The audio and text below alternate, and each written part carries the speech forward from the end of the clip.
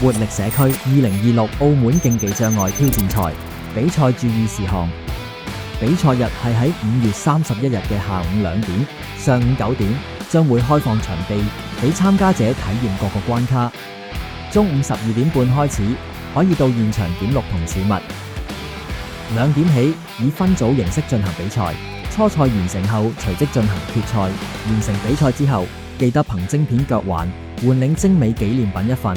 6月1號早上10點至6月15號下午5點，可到體育局官方網站下載成績證書。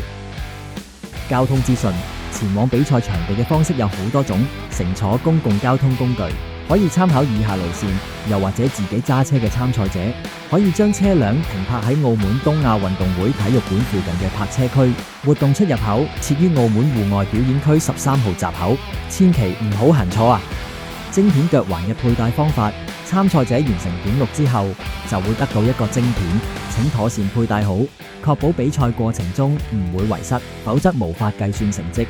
闖關須知，每個關卡都有一定嘅輔助人數，如果同一個關卡挑戰嘅人數太多，就需要喺關卡嘅旁邊輪候。